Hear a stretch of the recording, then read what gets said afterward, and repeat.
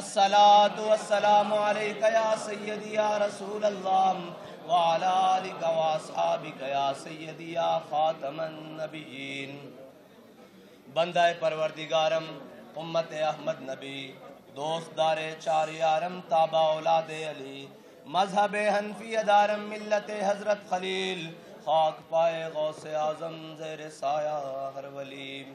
صدیق عکس حسن کمال محمد است، فاروق ذل جاہ و جلال محمد است، عثمان ضیاء شمع جمال محمد است، حیدر بہار باغ خصال محمد است صلی اللہ تعالی علیہ وسلم۔ بازبان اقبال قلندر لاہوری درویش لاہوری کہ لوح بھی تو قلم بھی تو تیرا وجود الکتاب، گنبد آب گینا رنگ تیرے محیط میں حباب، عالم آب و خاک میں تیرے ظہور سے فروغ، ذرہ ریگ کو دیا تو نے طلوع آفتاب، شوکت سنجر و سلیم تیرے جلال کی نمود، فقر جنید و با یزید تیرا جمال بے نقاب، اور تیری نگاہ ناز سے دونوں مراد پا گئے، عقل غیاب و جستجو عشق حضور و اضطراب، اور شوق تیرا اگر نہ ہو میری نماز کا امام، میرا قیام بھی حجاب میرا سجود بھی حجاب، مرد خدا کا عمل عشق سے صاحب فروغ، عشق ہے اصل حیات موت ہے اس پر حرام، تند و سبک سیر ہے گرچہ زمانے کی رو، عشق خود ایک سیل ہے اور سیل کو لیتا ہے تھام، عشق کی تقویم میں اثر رواں کے سوا اور بھی زمانے ہیں جن کا نہیں کوئی نام، عشق دم جبریل عشق دل مصطفیٰ، عشق خدا کا رسول عشق خدا کا کلام، عشق فقیہ حرم عشق امیر جنود، عشق ہے ابن السبیل اس کے ہزاروں مقام، صدق خلیل بھی ہے عشق صبر حسین بھی ہے عشق، مارکہ وجود میں بدر و حنین بھی ہے عشق، اور عقل و دل و نگاہ کا مرشد اولی ہے عشق، عشق نہ ہو تو شرودی بت کدائے تصورات۔ معزز سامعین محترم، ارباب علم و دانش، خصوصاً لاہور بار کے صدر راؤ سمی صاحب اور ان کے تمام احباب، مسئلہ یہ ہے کہ تمام کا نام لیں تو وقت کے دامن میں اتنی گنجائش نہیں ہے، ہم سب وکیل بعد میں ہیں، مولوی بعد میں ہیں، پیر بعد میں ہیں، شیخ بعد میں ہیں، حافظ بعد میں ہیں، قاری بعد میں ہیں، جج بعد میں ہیں، جرنیل بعد میں ہیں، سیاستدان بعد میں ہیں، لیکن حضور کے غلام پہلے ہیں۔ بات یہ ہے کہ ہمارا تعارف ایک ہی ہے کہ ہم سب حضور کے غلام ہیں، اور یہی تعارف ہے جس کو لے کر صحابہ کرام نے اور جناب امت مسلمہ نے آج تک اس تعارف کے ساتھ کبھی شکست نہیں کھائی۔ اگر یہ تعارف شکست کا باعث ہوتا تو 1929 سے لے کر آج تک میانی صاحب بھرا پڑا ہے قبروں سے، لیکن جس کی قبر زندہ ہے اس کا تعارف یہی ہے کہ وہ غازی علم الدین ہے۔ تو حضور کی غلامی سے اگر کسی کا تعارف زندہ رہ سکتا ہے قیامت تک تو وہ حضور کی غلامی سے رہ سکتا ہے، ورنہ مٹے نامیوں کے نشاں کیسے کیسے، زمین کھا گئی آسماں کیسے کیسے، اور قبر پہ کوئی پوچھنے والا نہیں ہوتا، شمع بھی جلاؤ تو اجالا نہیں ہوتا۔ ہاں، لحد میں عشق رخ شاہ کا داغ لے کے چلے، اندھیری رات سنی تھی چراغ لے کر چلے۔ ایک سبق ہے جس کو ہم اپنے دلوں میں راسخ کر لیں، ہم اپنے دلوں میں جگہ دے لیں کہ بھائی میری بات سنو، ہم سب کا احترام کرتے ہیں مگر مصطفیٰ کے بعد۔ بالکل یہ اٹل بات ہے، اگر اس کے اوپر کوئی حرف آئے گا نہ ہم اپنا مال دیکھیں گے، نہ جان دیکھیں گے، نہ عزت دیکھیں گے، نہ دولت دیکھیں گے، نہ وطن دیکھیں گے، نہ وطن کی حدیں دیکھیں گے، کیونکہ ہر ملک کے مایست کہ ہر ملک ملک کے خدائے مایست۔ اگر کوئی بات ہمارے آقا و مولا کی عزت پر کرے گا تو اسے یاد رکھنا چاہیے ہمارے لیے ریڈ زون ہے یہ وہ 295C ہے، بس ہم اس سے ایک منٹ جی تشریف رکھیں، ایک منٹ مجھے بات کر لینے دیں، میں ان سب سے نعرہ لگواتا ہوں، بے فکر رہیں، بات کر رہے ہیں، ایک منٹ سمجھا تو لینے دیں۔ اصل مسئلہ یہ ہے کہ امت مسلمہ آج تک کبھی حضور کی عزت کے مسئلے میں تقسیم نہیں ہوئی، یہ یورپ کی چال ہے، وہ سمجھتے ہیں کہ یہ فاقہ کش جو موت سے ڈرتا نہیں، ذرا روح محمد اس کے بدن سے نکال دو، لیکن یاد رکھنا جب تک یہ مائیں غازی علم الدین پیدا کرتی ہیں، جب تک یہ مائیں غازی ممتاز قادری پیدا کرتی رہیں گی، جب تک یہ مائیں حافظ سعید جیسے رجال پیدا کریں گی، اور جب تک یہ مائیں علامہ خادم حسین رضوی جیسے عاشق رسول پیدا کریں گی، بات سنیں، اگر عشق سریا ستارے پر بھی چڑھ کر بیٹھ جائے، یہ رجال کھینچ کر واپس امت کے دلوں میں ڈال دیں گے۔ بات یہ ہے کہ ہمارا تعارف یہی ہے، اور وہ مودی اور اس کے ہمنوا حضور کی شان کے بارے میں بات کرتے ہیں تو یاد رکھنا مسلمان ہر چیز پر سوداگری کر سکتے ہیں، ہر چیز پر بات چیت کر سکتے ہیں، ہر چیز پر بیٹھ کر بات سمجھ سکتے ہیں، لیکن جب ان کے نبی کی عزت کے بارے میں بات ہونا تو پھر وہ 313 ہو کر 1000 کو لٹا کر رکھ دیتے ہیں۔ پھر وہ ہوتا کیا، ایک منٹ تھوڑا جا صبر کر لو پھر لانے۔ اگر یہ بھی موقع بن جائے کہ غازی علم الدین شہید کو جب شہید کر دیا گیا، جنازہ ہو گیا، جنازے میں تو پھر منظر ہی اور جناب عاشق کا جنازہ ہے، ذرا دھوم سے نکلے۔ بات یہ ہے کہ ہم یہاں سے نکلیں، اہمیت یہ رکھتا ہے کہ اس کے باہر جانے کے بعد ہماری عزت کیا ہے۔ زندگی کی اہمیت یہ ہے کہ جب دنیا سے بندہ جا رہا ہو تو کہنے والا جائے کہ یہ مومن جا رہا ہے۔ یہی زندگی کی آخری سانس کے مطلب ہی یہی ہے، ورنہ زندگی کا مقصد کوئی نہیں۔ غازی علم الدین جب دنیا سے چلے گئے تو 1 سال بعد ہندوؤں نے پھر وہ جناب اس کا پروگرام کیا، وہ گندی کتاب لہرائی۔ ہندو نے سٹیج پر چڑھ کر کہ مسلموں تم کیا سمجھتے ہو کہ تم نے راجپال کو مار دیا ہے، ہم یہ کتاب نہیں چھاپیں گے تو ہم یہ چھاپیں گے دوبارہ۔ تو ایک سیدھا سادہ مسلمان، نہ حافظ، نہ قاری، نہ مولوی، نہ پیر، نہ برسٹر، وکیل، کوئی بھی نہیں، اس کا کوئی بھی تعارف نہیں، ایک سیدھا سادہ مسلمان وہ اٹھا اور کھڑا ہو کر اس نے ہندو کے سامنے ایسے پکڑ لیا۔ علامہ اقبال کہتا ہے قوت سلطان و امیر از لا الہ۔ ہمیشہ یاد رکھنا جب قوت انسان کے اندر آتی ہے نا تو وہ لا الہ کی برکت سے آتی ہے، اور لا الہ یہاں سے پڑھا ہو، زبان کا نہیں۔ خرد نے کہہ بھی دیا لا الہ تو کیا حاصل، دلوں نے گاہ مسلمان نہیں تو کچھ بھی نہیں۔ آج 57 ممالک کے مسلمان، کوئی ایک بھی صلاح الدین ایوبی کا جانشین ہوتا، کوئی ایک بھی محمد بن قاسم کا جانشین ہوتا تو یہ ہندو، یہ فرانس، ان کی جرت تھی ہمارے آقا کے بارے میں بات کرتے ہیں۔ یہ کہتے ہیں بھائی ہم نے یہ شاہین، حطف، یہ خالد، یہ غوری، یہ ٹینک، یہ درار، یہ سارا کچھ رکھا ہی حضور کے نام پر ہے، ورنہ ہم نے شبرات کے لیے رکھے ہوئے ہیں۔ وہ ٹینک کیا کریں جس کو ٹاکیاں مار مار کے خود تھک گئے ہیں، وہ کس دن کام آئے گا جب حضور کی عزت پر پہرا نہیں دینا۔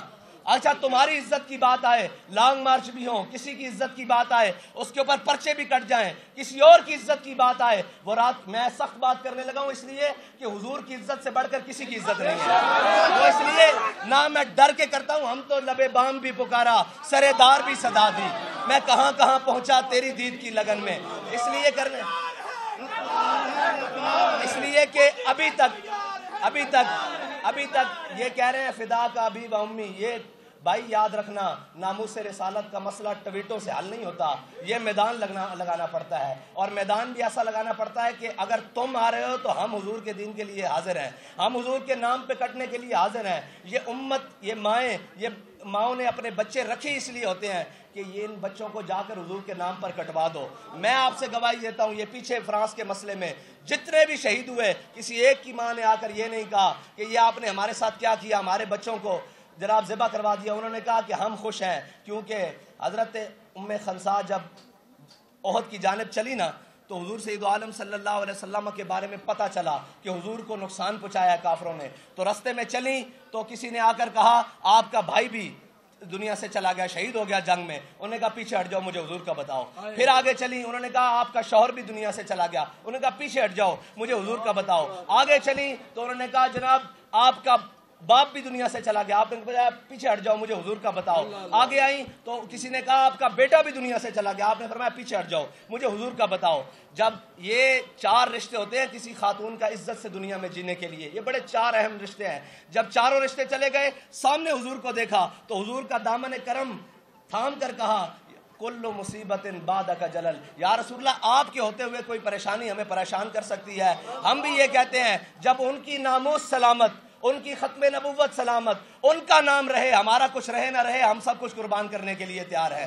اگر امت یہ جذبہ آج بھی رکھتی ہے تو یہ چند ناہنجار جو ہمارے اوپر مسلط ہے ان کا کام ہے نا، ورنہ نمائندگی اگر کوئی آ کر دیکھے تو صحیح نیچے شعلے بھڑک کس طرح رہے ہیں عشق کے، کوئی آ کر کسی وکیل کو اٹھا کر دیکھ لے، کسی جناب دوست کو، برسٹر کو، کسی بھی شعبہ ہائے فکر سے دنیا میں بیٹھنے والے انسان کو اٹھا کر دیکھ لے کہ اس کے سینے میں عشق رسول مچل کس طرح رہا ہے، اس کا بس نہیں چل رہا کہ وہ نور پور شرما اور اس کے حامیوں کے ٹکڑے کر کے رکھ دے، لیکن اس کو پیغام کو، ان شعلوں کو ترجمانی تو انہوں نے دینی ہے جو اقتدار میں بیٹھے ہیں، ورنہ کون ہے جس کو موقع ملے آج انڈیا جانے کا اور وہ نورپور شرما کا خاتمہ کرنے کے لیے تیار نہ ہو. یہاں ہزاروں غازی علم الدین پھرتے ہیں, یہاں ہزاروں غازی ممتاز قادری پھرتے ہیں, لیکن مسئلہ یہ ہے کہ ہمارے اقتدار کی سیٹ پر بیٹھنے والا کوئی صاحب ایمان نہیں ہے. اگر ہوتے تو ان کو کہنا پڑتا, یار مجھے آپ بتائیں کس کو کہنا پڑتا ہے کہ تم ناموس رسالت کے لیے نکلو. ایک آواز نکلی بار میں سے, سارے عاشقان رسول جمع ہو گئے. ایک آواز وزیر اعظم اور صدر دے یا ملک کا مقتدر کوئی شخصیت دے تو یا کیا قوم باہر نہیں آئے گی؟ آئے گی نا قوم. لیکن کیا کریں, ہم نے رنگیلے پالے ہوئے ہیں جن کو سارے معاملات کی بڑی فکر ہے, لیکن جب حضور کی بات آئے تو یہ گونگے شیطان بن جاتے ہیں. لیکن یاد رکھنا, یہ امت اب چپ نہیں بیٹھے گی. اس امت کے پاس بڑا زبردست بیانیہ ہے, وہ ایک دو حرفی بیانیہ ہے, وہ بچے سے لے کر اوپر تک کہ گستاخ رسول کی اور من سب نبی یہ بیانیہ ہے. اگر کوئی کسی کو آج تک گستاخ رسول کا مسئلہ نہیں سمجھ آیا نا, تو ہم اس کو سمجھانے کے لیے تیار ہیں. گستاخ رسول کا مسئلہ کائنات کا سب سے جداگانہ مسئلہ ہے.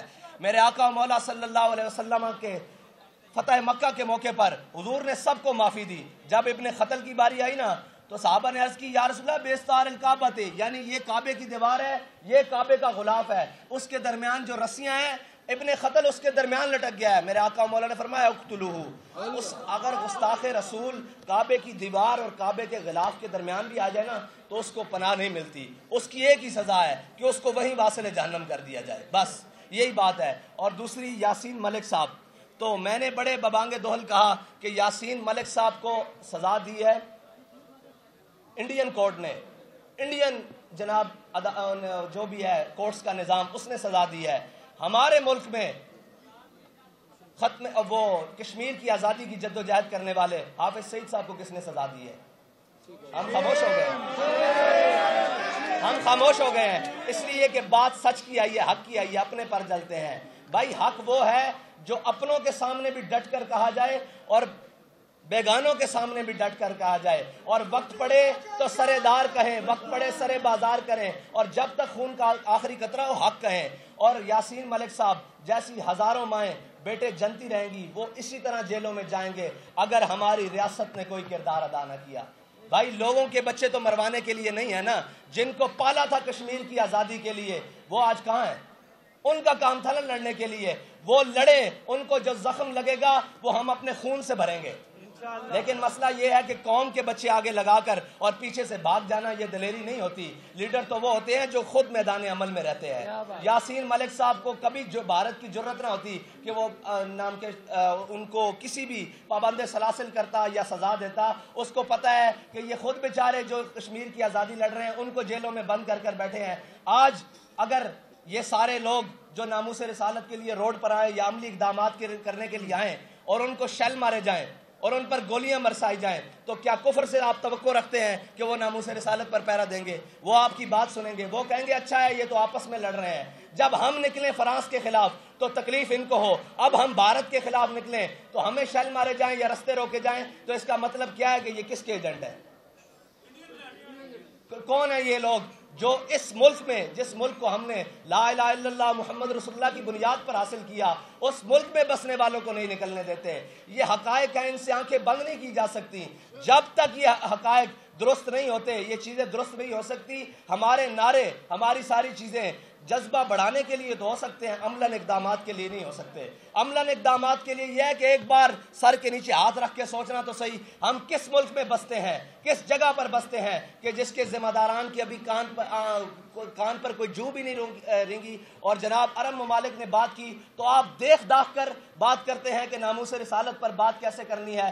دائیں بائیں کا ماحول, اور آپ یہ جو جاتے ہیں جی ہم اقوام متحدہ میں, اقوام متحدہ تو چوروں کا ٹولہ ہے. وہ کہتا ہے تو مسلمانوں کی اس بھیڑ کو قابو کر لے, میں مسلمانوں کی اس بھیڑ کو قابو کر لوں گا. کبھی غیروں نے بھی اپنے گھر کے مسئلے حل کیے ہیں. اقبال کہتا ہے فریاد ز افرنگو دل آویزی افرنگ, فریاد ز شیرینی و پرویزی افرنگ, عالم ہماز ویرانہ چنگیزی حرم. باز با تعمیر جہاں خیز از خواب گراں خیز. اقبال کہتا ہے تجھے ان کفن چوروں سے امید ہے کہ وہ تیرے گھر کا آ کے فیصلہ کریں گے, وہ تجھے حق دلوائیں گے. اقبال کہتا ہے اٹھو کھڑا ہو مسلح, اپنے حرم کی تعمیر خود کر, اپنے حرم کی حفاظت خود کر, اپنے گھر کی حفاظت خود کر, اپنے نبی کی عزت کی ناموس کی حفاظت خود کر. لیکن مسلمان وہ ہے جو کبھی چائنا کے پیچھے بھاگتا ہے, کبھی جناب معیشت کے نام پہ امریکہ کے نیچے لیٹتا ہے, کبھی روس کی بغلوں میں جا گھستا ہے.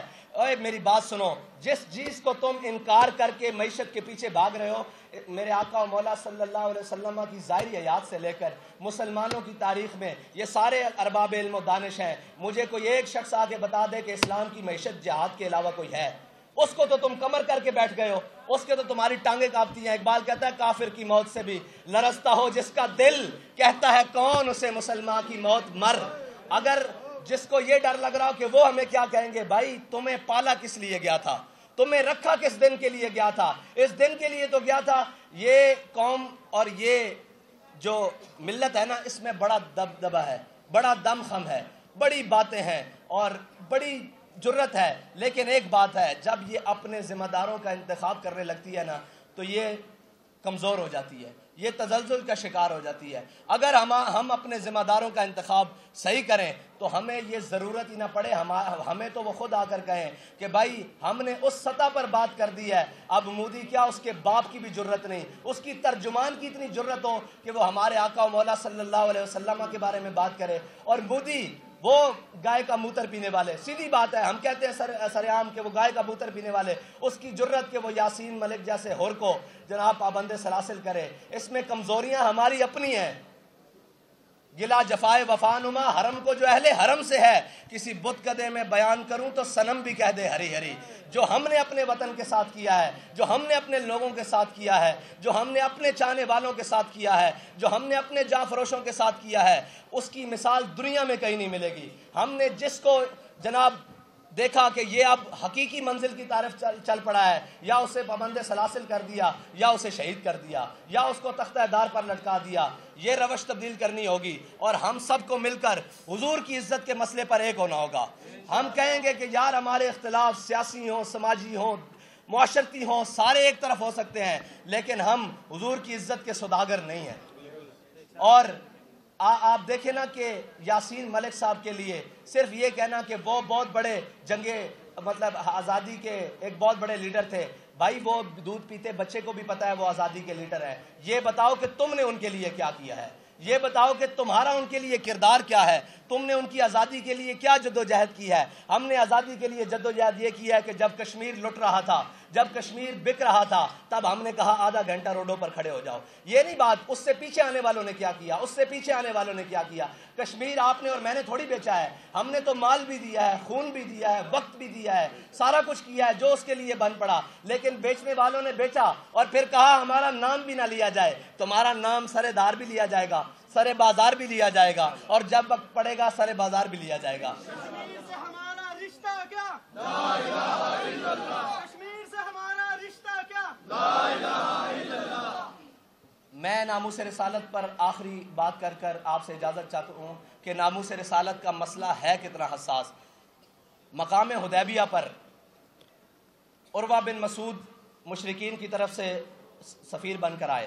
جب وہ آئے تو انہوں نے حضور سید عالم صلی اللہ علیہ وسلم کے سامنے بیٹھ کر بار بار ایسے حضور کی داڑھی کی طرف ایسے ہاتھ بڑھایا, یا رسول اللہ جانے دے, یا رسول اللہ جانے دے.